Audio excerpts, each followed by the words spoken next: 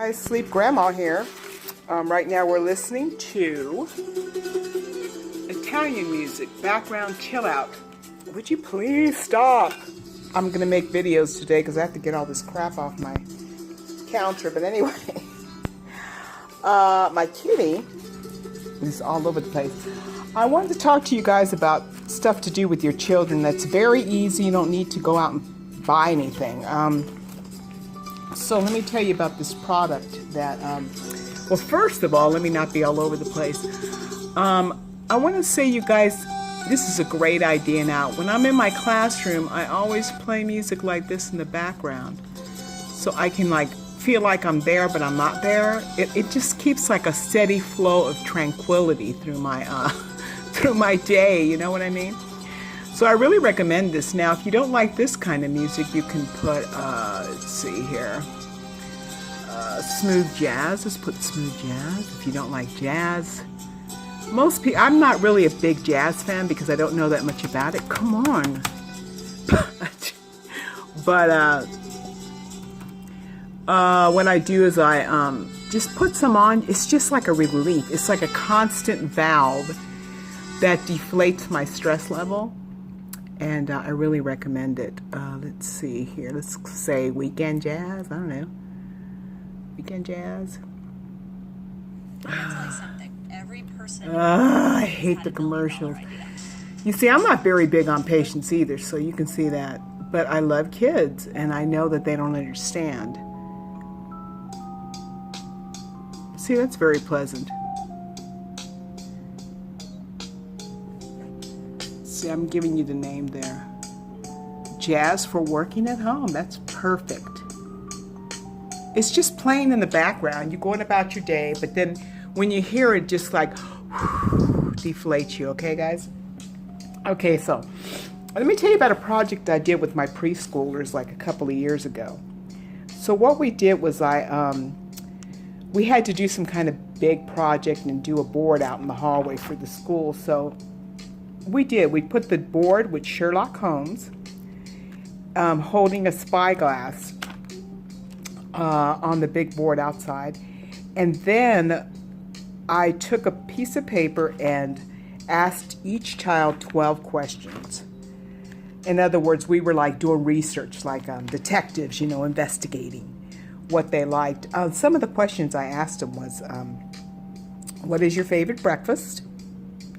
And you let them elaborate as long as they want to. And you listen attentively.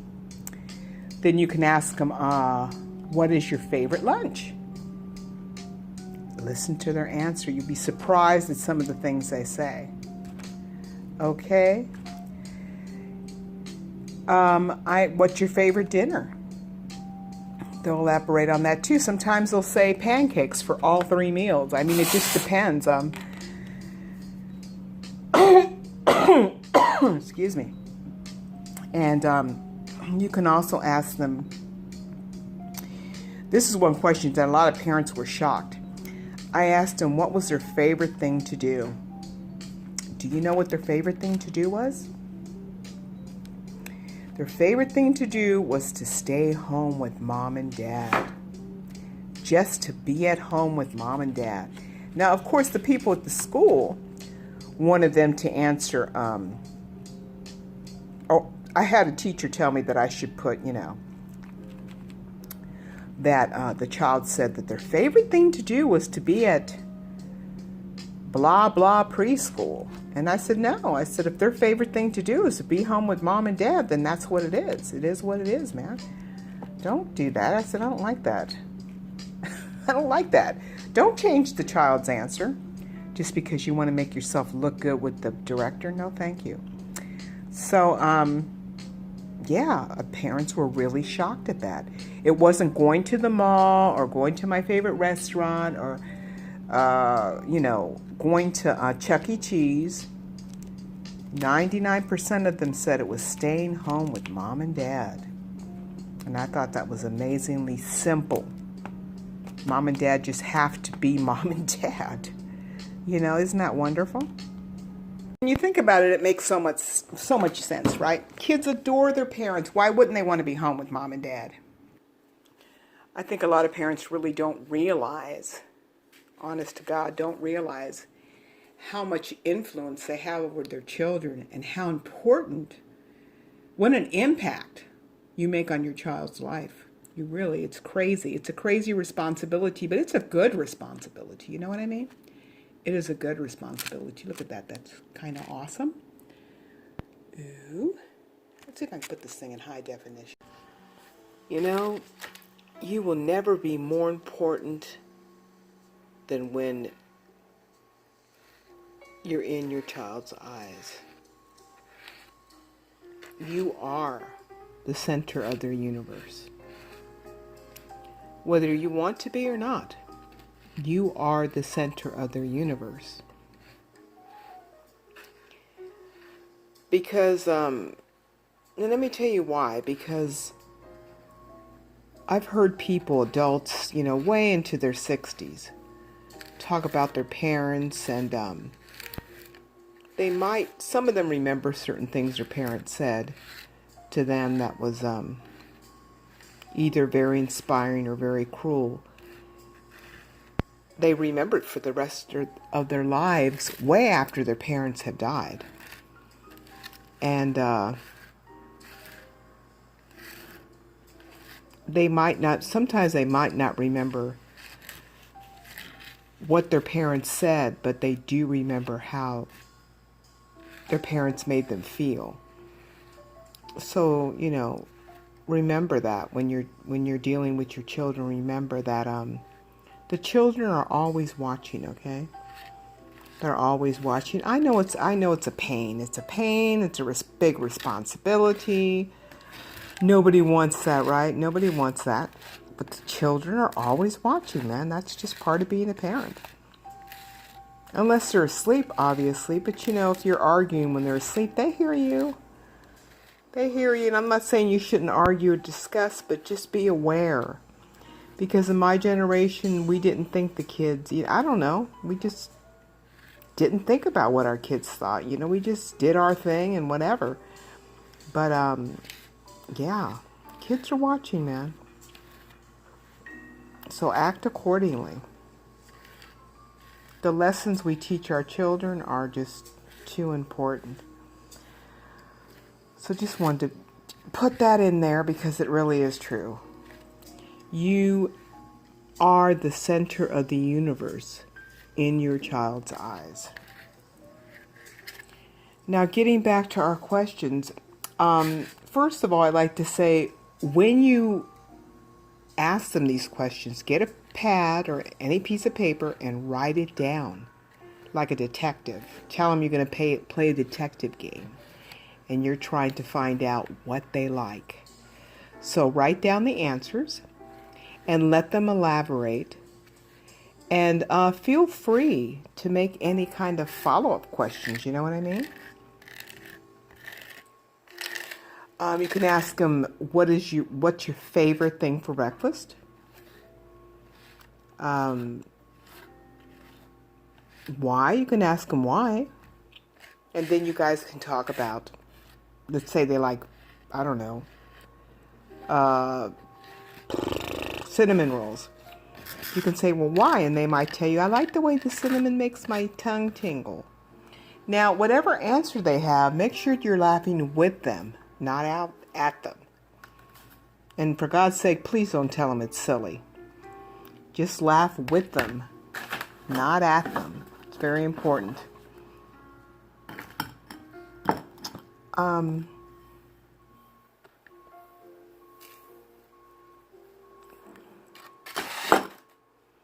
Also ask them, you know, you can go on and ask them about lunch. What's their favorite lunch? You can ask them why. Oh, I like the way the cheese gets hot and it melts. When you make quesadilla, I like the way the cheese gets hot and it melts and tastes really good on my tongue. That's what they might say. You can ask them what's their favorite thing to have, they like to have for dinner. I like to have ice cream for dinner. Okay, well, really? You don't want to? No, I want ice cream. I like ice cream for dinner. Okay, that's fine. Whatever it is, you know, whatever it is. I think one child told me that he liked to have pancakes breakfast, lunch, and dinner. That's fine. Another child told me that their favorite breakfast was, I think, eggs. And the mom told me, really? And I said, yeah. And she said, he never has eggs. He never wants to eat eggs for breakfast. Okay, well, he said he likes eggs for breakfast. She said, wow, that's strange. I don't know why sometimes kids say things because they think that's what we want. Okay? So that's why they do it. But that's okay. It's fine. What is their favorite thing to do? Now, a child might tell you, my favorite thing to do is to mop the kitchen floor. That's fine. What's your favorite thing to do? At home. No, what's your favorite thing to do, period? They might tell you favorite thing to do is to wash dishes. I love washing dishes. I had a couple of kids that told me that they loved washing dishes. Okay. Had some really surprising answers. Do they like going to grandma's house? And why? Now, one little girl told me that she liked going to grandma's house, and then she looked down on the floor and she was really ashamed. And I said, what's the problem? She said, well, she goes, I like going to grandma's house, but my grandma smells funny. And I was just like, oh, geez. I said, oh, yeah, what does she smell like? She says, she smells like medicine. And then she grabbed my hand and said, but I really, really love my grandma. I said, no, honey, I understand. But grandma smells like medicine. Okay. And she just looked kind of like, oh, she felt guilty for saying that. But at least she said it. And she said it very sincerely. And I told her, don't feel bad about that. That's fine. That's fine. You can also ask them, do they like to go to grandpa's house if grandma and grandpa aren't together anymore? You can ask them that, why they like to go there. Or maybe they'll say their favorite thing is, I know one of my favorite things I remember when I used to go to my Aunt Billy and Uncle Ray's house, one of my favorite things was helping Uncle pick the big fat ticks off his dogs, put them in some newspaper, and then he would burn it, and the ticks would pop like popcorn. It was awesome.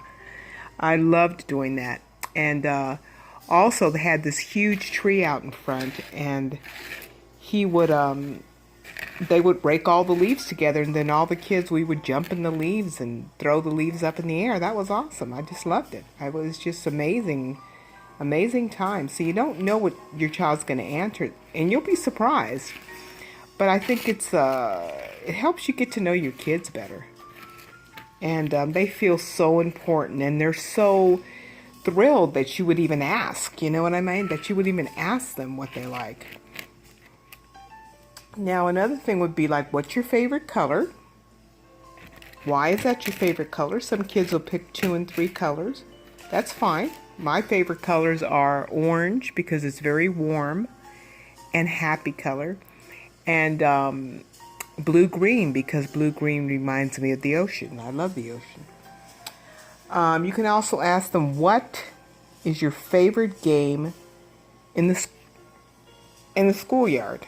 What do they like to play? Do they like to swing? Do they like to play hide and go seek? Do they like to play another game? They might play a special game with their friends that you want to know about.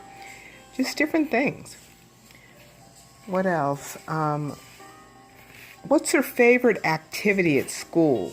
Now, you might want them to love math, but they don't love math. They love art, or they love playing dress up, or they love playing in the kitchen. There's all different things they can love to play with. What's their favorite activity at home? They might tell you that they love helping you straighten up the cabinets or cleaning the closet. There's anything they can tell you. It's just very very interesting to find out what they like. You can ask them, what's their favorite furniture at home?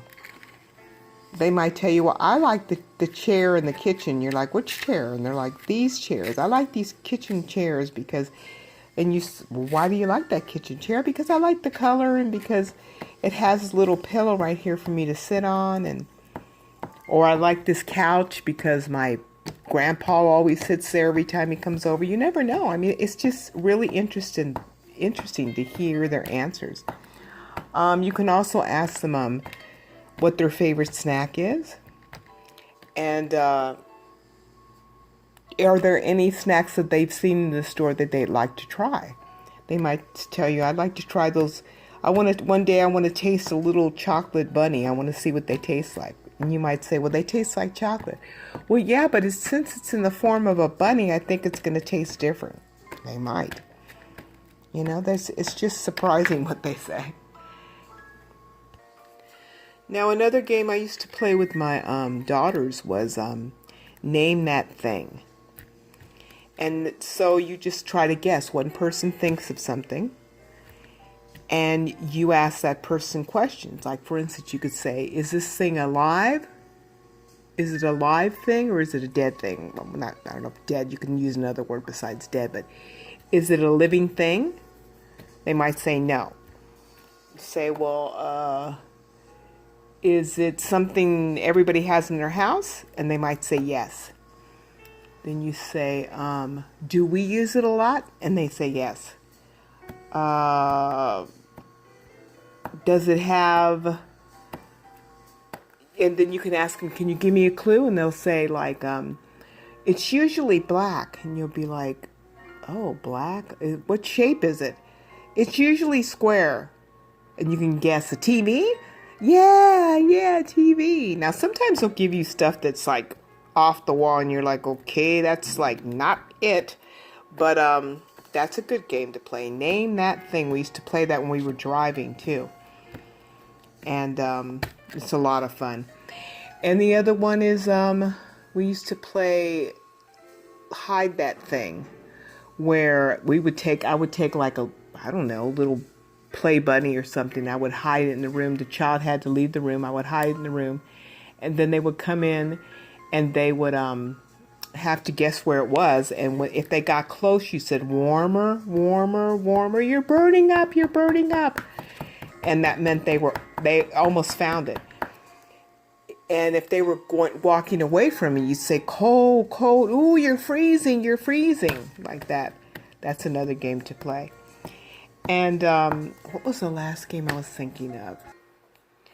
And the last thing would be kind of like, I guess it could kind of be like Name That Thing. But what you do is you take a kitchen bowl and you put a bunch of stuff in it. And then you put a blindfold on the child, and you tell them all they can do is feel it. They can't see it. All they can do is feel it, and they have to figure out as if they were blind, feeling what it is. Or you can have them sit there on the floor cross-legged, blindfold them, and you come and put stuff in front of them, and they have to feel it out and feel what it is.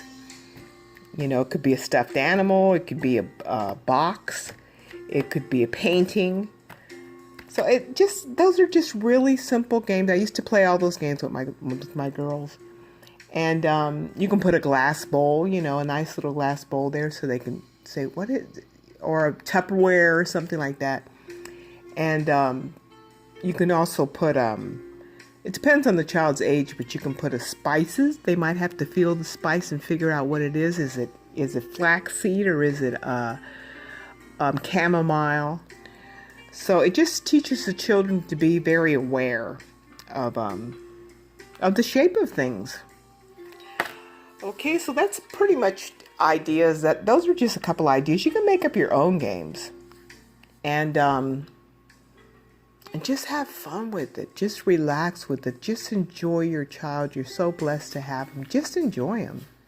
And this music we're listening to here in the background, I switched it over to this Night of Smooth Jazz. I just switched it up just to show you different ones. Now this is a music also you can have going in the background while you're talking to your child. I find great comfort in it. My sanity is in there, okay? So, yeah, you know, I mean, I love children's songs. I think they're very cute, but after a while they do get on your nerves. So at least they get on my nerves. I like them to be exposed to, I mean, where are they going to hear this music, right? Nowhere. So I like for them to be able to, and they'll tell you. Sometimes they'll say, what are you playing? What's that music, Mom? And you're like, oh, it's this music, you know, whatever. And they say, oh, I like it a lot. I've had a lot of children tell me that. Oh, that's pretty. And I'm like, oh, thank you. But I'm surprised because I didn't even know they were listening to it. But anyway, that's that right there. I don't know which, so yeah, let's give you guys some ideas, okay? God, I hope you know how important you are. I hope you know that say someday your kids are going to grow up and they'll be gone before you know it. Honest to God, I promise you.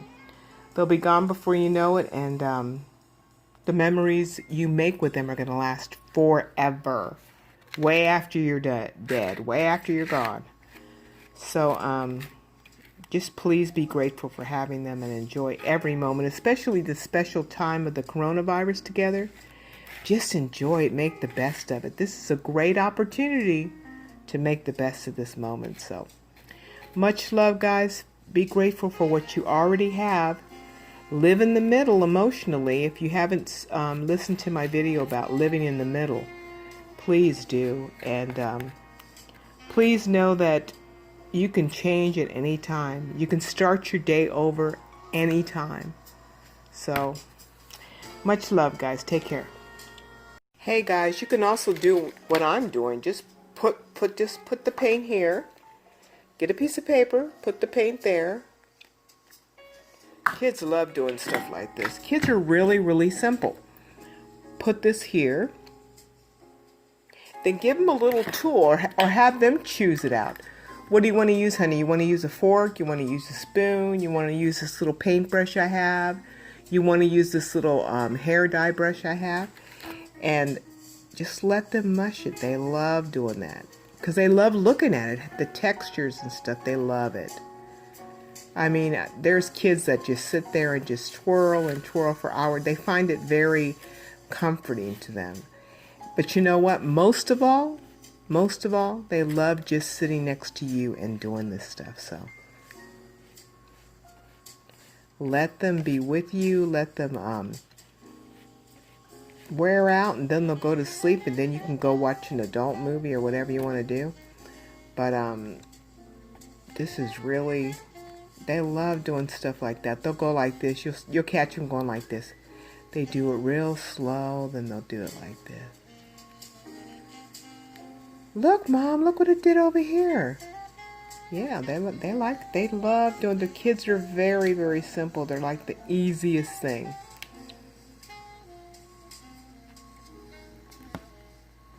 And you can also tell them to play the silent game. That's one thing I forgot. The silent game is so fun. They love playing it too. The silent game is you're both quiet, and whoever makes the noise first loses. Now you can do this while you're driving, whatever, or if you just need a moment, you can do that. And whoever makes the sound loses. Now just make sure you tell them to remember to breathe. You can breathe, you just can't make noise. Okay, they love the silent game.